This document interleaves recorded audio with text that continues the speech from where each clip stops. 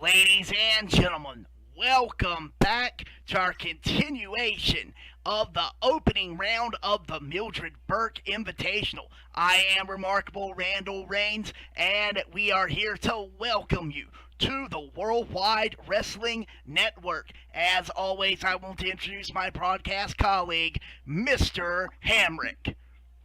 And as always, the pleasure is all yours. So let us continue our look, and starting with Bracket Beta.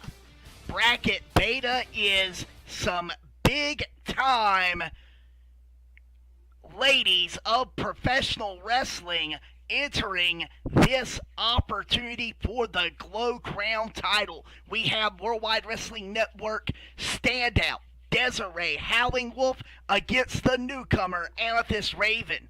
We have Roxana Stone facing off against our resident strongwoman Daniela Tigrecito.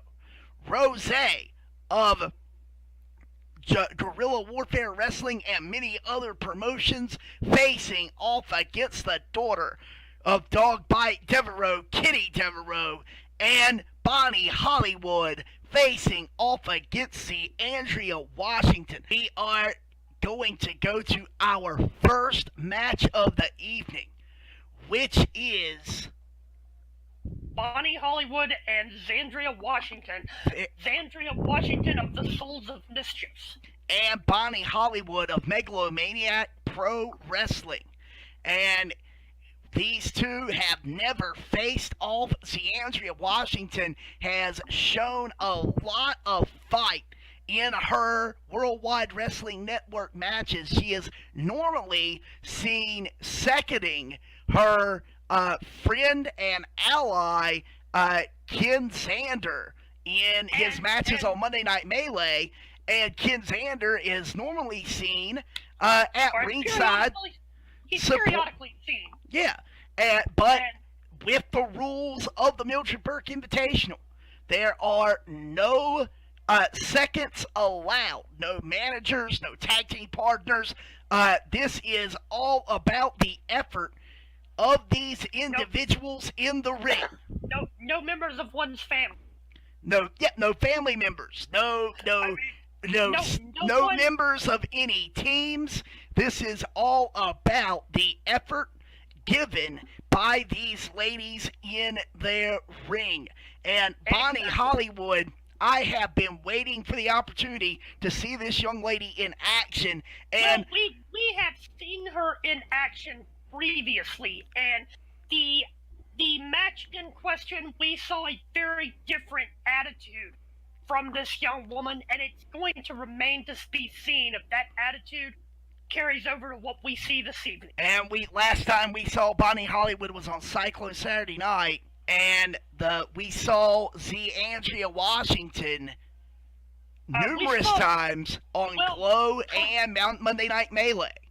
Well, and Zandria Washington has been a point of interest lately.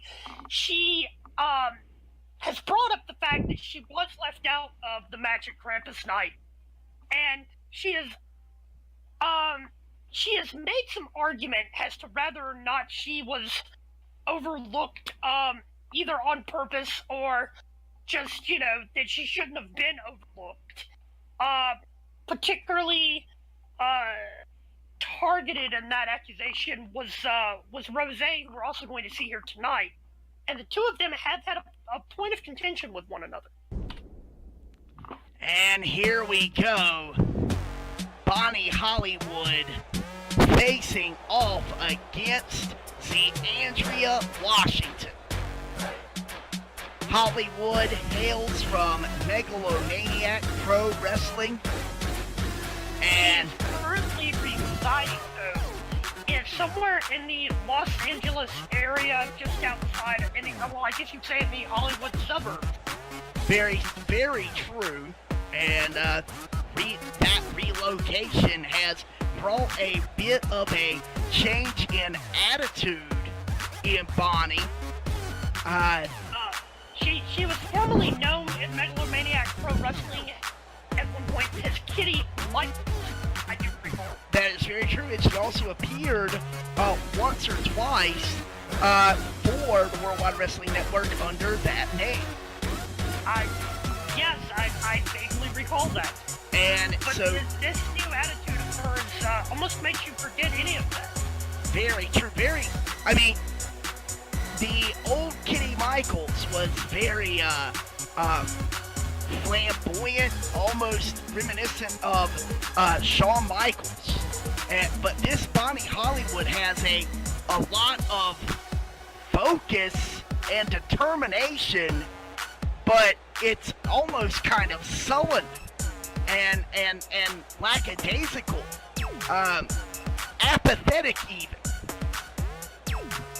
I don't know if it's there was almost something about her that seemed like that of a jaded starlet. Yeah, a little bit. And Bonnie is going to be facing Andrea Washington, who, as you said earlier, felt like she was neglected in the seeding process that we had for our top 5 seeds at Krampus Night. And Andrea Washington, one of the hangers-on of the Souls of Mischief, trained by Darius Lockhart and the members of that team, including Ken Sander. Andrea, wearing that logo on the back, the Souls, one of the most rampant teams throughout the different companies that the Worldwide Wrestling Network associates with, including Ultimate. Another gentleman that she said is a member of the Souls of Mischief, and if I recall correctly, is one Gabriel Buckley. Yeah, well, no, Buckley is just an associate. He was trained by them, okay, not a full-on member. Okay, he is not a full-on member. I had been wondering about that, and had been wondering about the association of him and Andrea Washington. And here we go, Andrea starting things off with a roundhouse kick, but Bonnie fighting back, sliding out of that body slam position and Irish whipping. And look at, whoa, Andrea shaking off that drop kick, but she did not shake off that left hand. And Hollywood attacking with a arm breaker, but Andrea with a drop to hold face buster, bringing things full circle. And for all the sullen, lackadaisical the attitudes you might have mentioned about Bonnie Hollywood, these two have started off very fast and furious in this match. Very true. This focus that Bonnie seems to be holding it on for her opponents. And now she is taking out some frustration on Andrea by introducing her to the turnbuckle. And, I mean... Wait a minute, Bonnie... Oh! And Bonnie with a sit-out jawbreaker, but did you see the look that Bonnie gave Andrea before she tucked the chin on top of her head? It was a look of absolute just disdain. And now, following it up with that kick to the elbow, now Bonnie going for the cover. Andrea... An absolute lack of respect by Miss Hollywood toward not just Andrea Washington, but toward seemingly anyone. Wait a minute. Look at this exchange here. Bonnie attempting to sweep the leg Cobra Kai style, but Andrea wasn't able to capitalize on the block, and Bonnie now in control of Andrea, and again back to these head slams. And now stomping the leg, and very focused. Oh, wait. Oh, those kicks and the cover. And Andrea didn't even stay down for a 1 right there, though. You gotta think those kicks are doing little more than just annoying Andrea. Well, I mean, but they are full fist thrust kicks right to the face. Well, I mean, And now Bonnie has I think that's an anaconda vice locked in. But no, it was just a side headlock. But Zandria, pulling the hair and creating some distance between herself and Bonnie Hollywood. Zandria fighting back, multiple clotheslines coming off the ropes, single leg drop kick, or almost a single leg heel kick to Bonnie.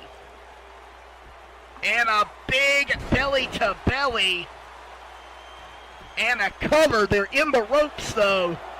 2, kick out by Hollywood. And I mean, Zandria. Looks like Zandria's going for a finish here. She's got him targeted. And look at this. Oh, look at that pump handle. I don't know if there's enough damage done. No, we're gonna have to wait and see here. Pulling Bonnie back into the middle ropes, cover, ring, 2.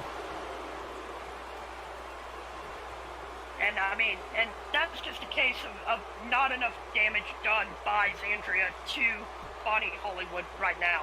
Now Zandria working on the arms and shoulders, separating them, pulling the elbow apart a bit. And now European uppercut rocks Zandria, and a big thrust spine buster by Bonnie. Zandria creating some distance, caught with the arm drag though, and got her up. And a powerful snake eyes and a cover, and look where the hand is, across the chin and the mouth of Zandria Washington. But it didn't hold her down. And I think Bonnie Hollywood's beginning to be a little frustrated by that. And wait, sharp kick. And a belly-to-belly. One of the better belly-to-belly suplexes in our women's division. And now I think that it's Zandria who might be a little bit frustrated with Bonnie Hollywood's resiliency. Once again, going for the pump handle suplex. I think both of these women underestimated each other's resiliency coming into this match. And Zandria with the cover. 1, 2, 3. Bring the action. When you have this in the club, And she did. you're gonna turn the shit up. Zandria with the victory over Bonnie Hollywood. When we up in the club, all eyes And on us. Zandria looking to prove All eyes on us. that she should not have been left out of the seating process, They watching us. They watching and us. that she is In the club, capable all eyes on us. of All holding eyes on us. the Glow Crown title, which is what the Mildred Burke Invitational is all about. Indeed. And up next, our next match is one that is something that I never thought that we would see so early in the career of Roxana Stone here in the Worldwide Wrestling Network. Tonight, Well, it's something also, though, that we knew was a possibility once we heard both women were entered into the tournament. very true.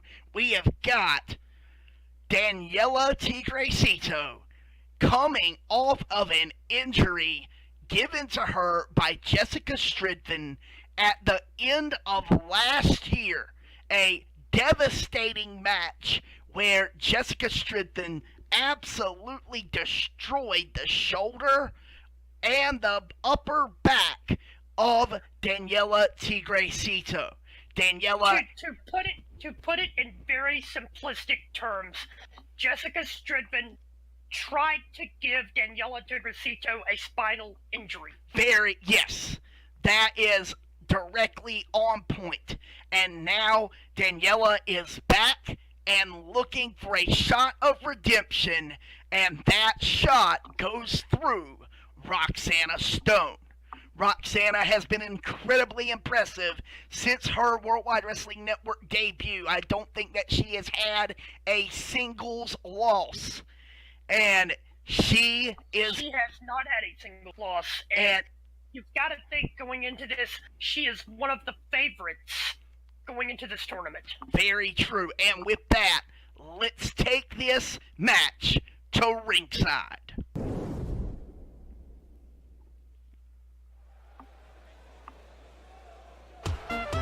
Daniela Tigrecito, former circus strongwoman,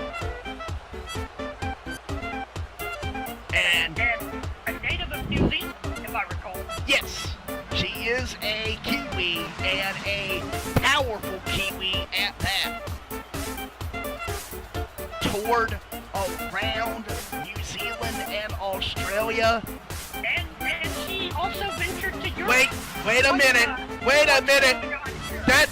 That's Jessica Stridman. And she's got a baseball bat. This Daniela, turn around.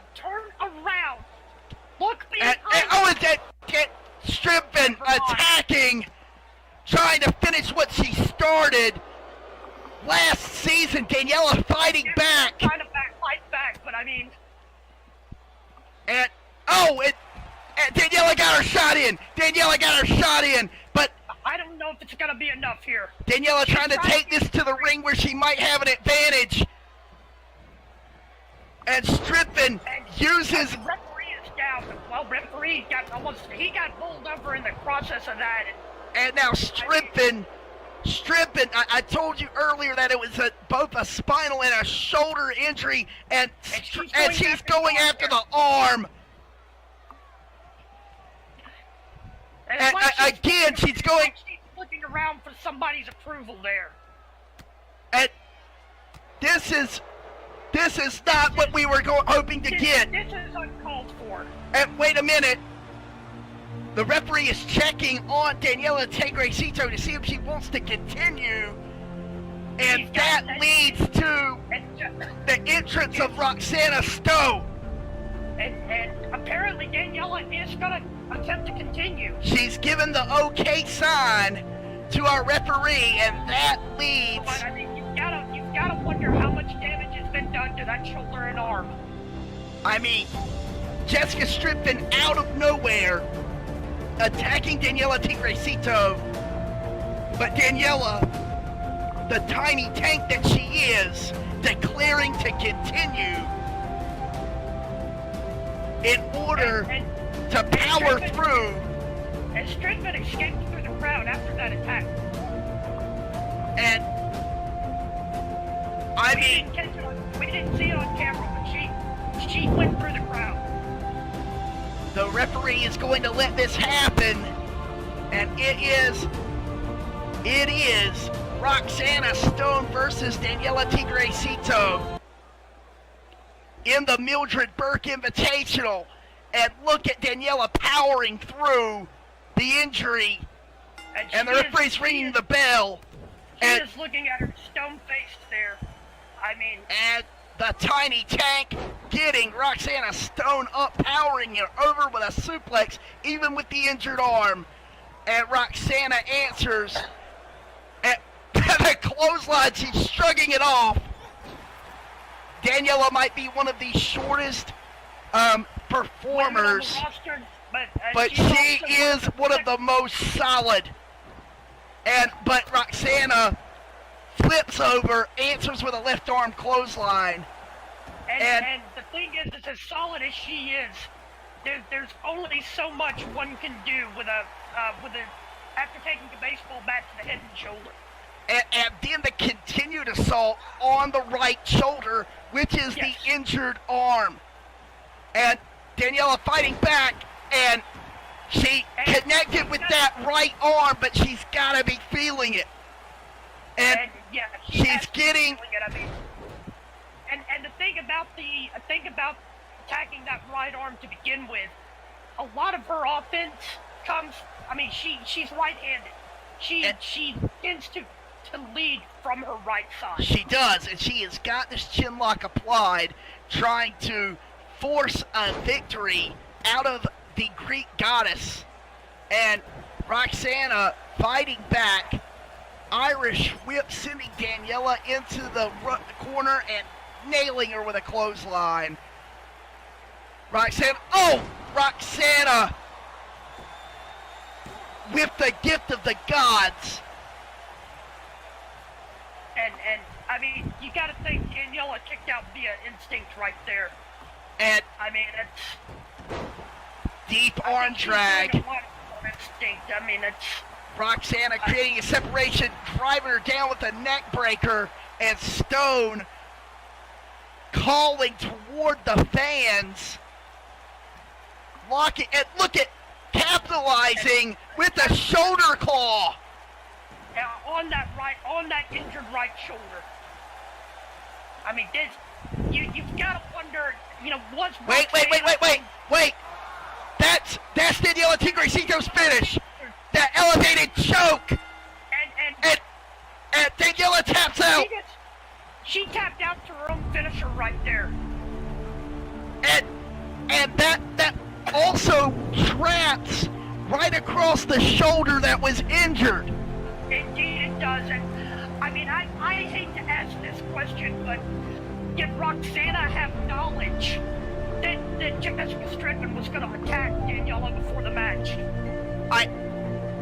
Roxana Stone has won clean in almost every single one of her other matches. I wouldn't expect her to take advantage of an injured opponent like that, but I wouldn't expect it, but we just saw her do it. That's very true, but this is also for an opportunity at the Glow Crown title. And I'm not denying that. I'm just pointing out the fact that Roxana Stone took advantage not once, not twice, but multiple times of a premeditated injury given to her opponent prior to the match. And Roxana Stone moving forward in the Mildred Burke Invitational, we've seen her and Ziandria win their opening matches, and that is going to lead us to our next match of the opening round for Bracket Beta, and that is going to be one Rose versus Kitty Devereaux. And this is a match that I guess you would say is inevitable, that it was going to happen at some point, but it's just basically a matter of mathematics. Rose has been on a tear. She has had nothing but momentum coming into the Worldwide Wrestling Network online and heading into this tournament. And she's had a few losses, but those have been far between. And even in defeat, she has been absolutely incredible. Yes. I mean, just showcasing the skill and tenacity that she has as a competitor. And Kitty Devereaux, while she has been a mainstay of this promotion, she suffered what some would call a humiliating loss or a suspect loss to Kinsey Corvin in a very clean fashion just a week ago. Yes, to Kinsey Corvin, who she... 2 weeks ago, actually. It's been 2 weeks, just before the start of this tournament. And here we go. And it is Kitty Devereaux making the first entrance. Kitty, the daughter of Dogfight Devereaux, trained by Dogfight. And despite being, her definitely being her father's daughter and being trained by her father and being a member of the Young Lioness division, she's had a contentious relationship with the fans in recent years. I mean, in her time in this company. Very true. Absolutely true. And that leads to someone that the fans are gingerly warming up to in Rosette. And I have to say it that it's very, because of her association with MC Adams, it makes the fans uncomfortable with cheering her, but it's hard not to cheer for someone who is putting her life and limb on the line in every match that she wrestles. No, and you're right. It is. She does have an as I said before about Kitty, Rose has at least an equally contentious relationship with the fans, but that relationship is made even more contentious, even more uneasy by her association with MC Adams. She has not publicly spoken on exactly her feelings toward his actions with Delicious Thunder, but she has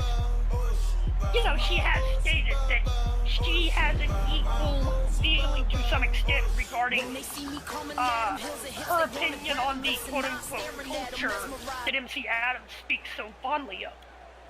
And here we go. Kitty versus Rose. This is the third match of Bracket Beta. Who will advance? And Rose, caught with a big rib shot by Kitty. And Kitty with the hammer throw, whiplash style.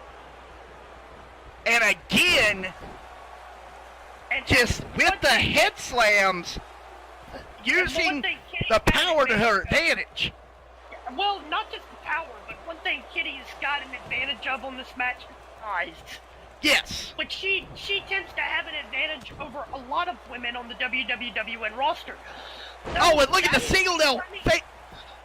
Look at that face buster. Agreed. That is becoming a less common occurrence that she does have that kind of a size advantage. Especially when we have the debuts of Asha the Conqueror and Fabiana and the upcoming debut of Madison Mott.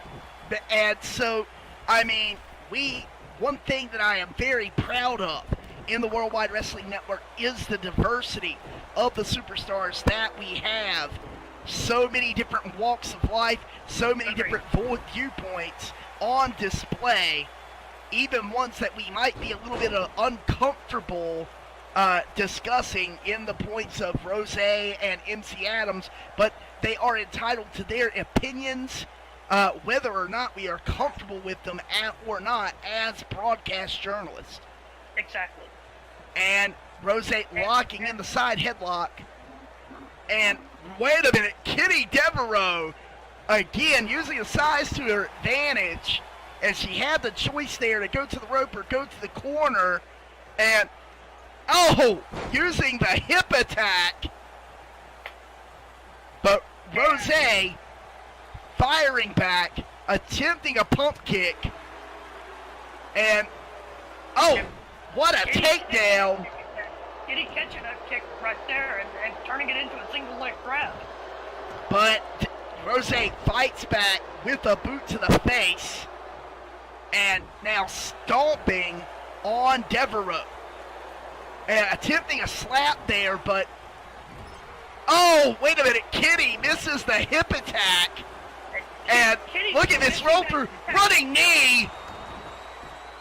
And Kitty collapsed.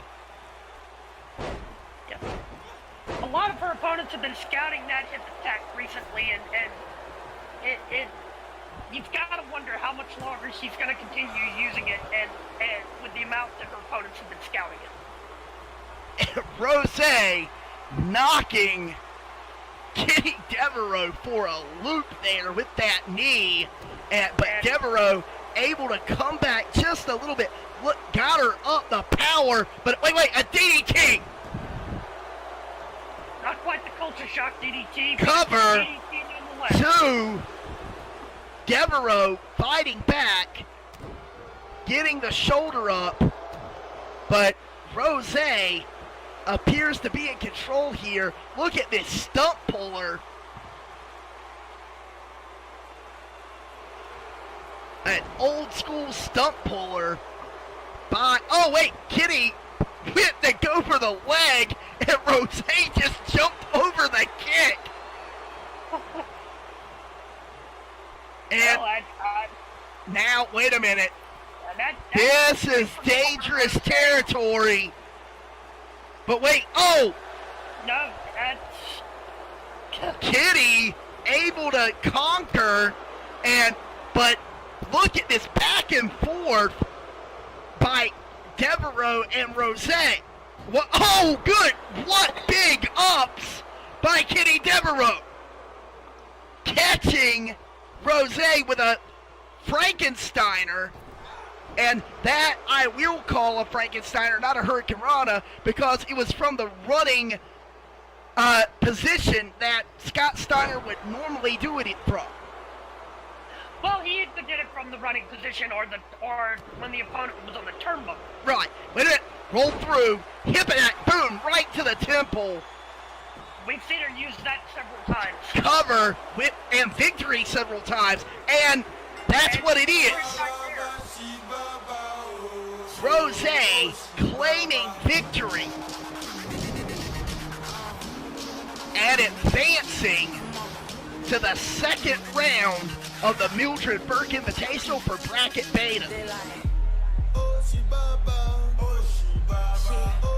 And she's doing it for the culture. That's what we're told. And that leads us to our main event. Desiree Howling-Wolf squaring off against Amethyst Raven. And this is largely the main event of this bracket because Desiree Howling-Wolf was the number 1 seed coming out of Krampus Night. Yes. And the fact that Amethyst Raven, a newcomer, a literal rookie, she's only had maybe 2 or 3 matches under her belt. And she's got a challenge ahead of her tonight. She certainly does, and that challenge's name is Desiree Howling-Wolf, a standout of the Young Lioness division last year. And not just a standout of the Young Lioness division, but a standout of the women's division of this company. Yes, that is exactly correct. She has been, since her debut last year, been on the rise in the hearts and minds of the fans with her hard-hitting offense and her creative use of her own culture, being and a Native and her own body for that matter. Being of Native American descent, she is a full-blooded Cherokee from Richmond, Virginia, and here we go. Desiree Howling-Wolf facing off against Amethyst Raven. And Amethyst, we don't know an awful lot about this young lady, except we know she was trained in the same, I guess you would say dojo or training school where Terra Nova actually trained. She's not a member of Terra Nova, but she is like a junior associate. And I hear that she is a bit of a running buddy of Melodista. And that would explain the kind of showiness and the flashiness that we're getting from Miss Raven here. And it would also, also maybe we're going to get the same kind of performance out of her that we got out of Melodista against Liberty Washington the other evening. Yes. And the lights drop as we await the entrance of the Huntress, Desiree Howling-Wolf.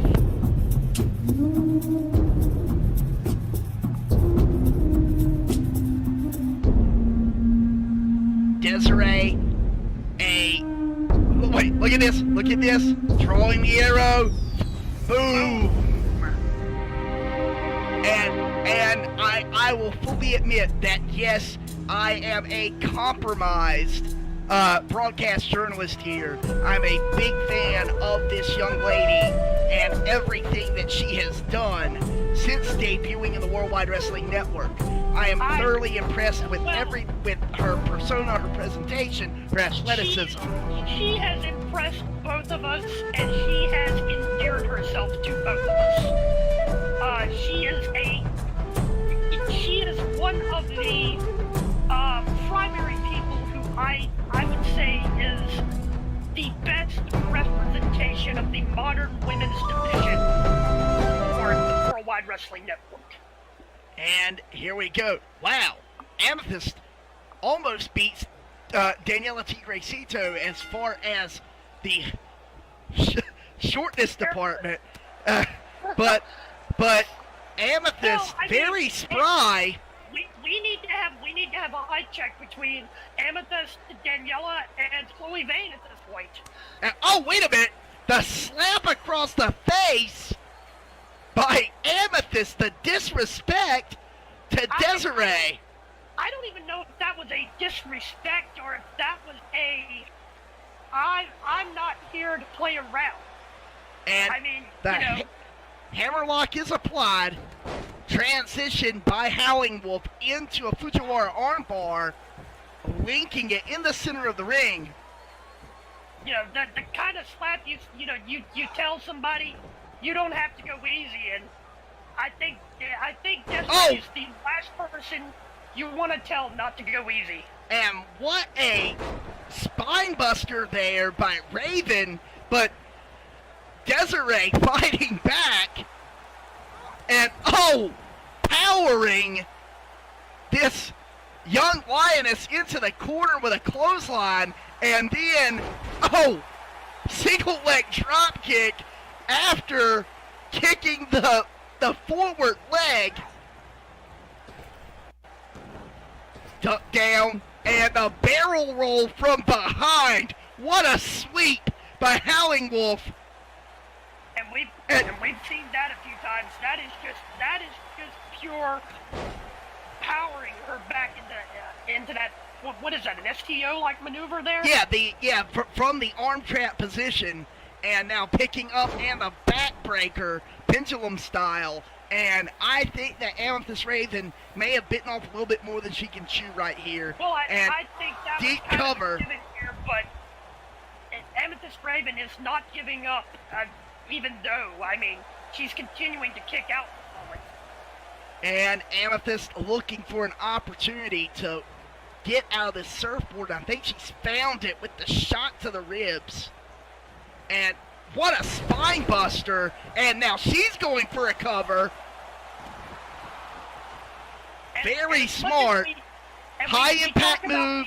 Wait for the cover. Very smart on this show. And wait a minute.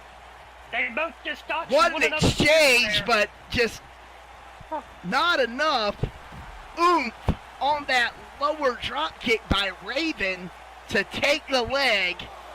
We talk about Desiree's technical prowess. We kind of overlook her power. That is true. She's not got the power that Daniela Tigrecito has, but she's got a surprising amount of power in that frame of reference. And quick cover. Desiree getting a little bit frustrated, but then taken down with a handful of hair. And shot to the stomach by Howling Wolf. Front face lock applied, looking, and a shoulder breaker, and that was deep. Following it up, and big right hand sends Amethyst reeling. Combination there, Irish whip there, and attempting the barrel roll, but Amethyst had it scouted that time, and now trying to take care of business. And Howling Wolf fights back. And we've seen this before. Hip toss right to the sliding knee. And that's what I was talking about, the creative use of her body as well as her... And Daniela, the cartwheel into the knee there. she is perched up top, going for, oh, the tomahawk chop. Turning it into a pin, 2, kick out by Raven.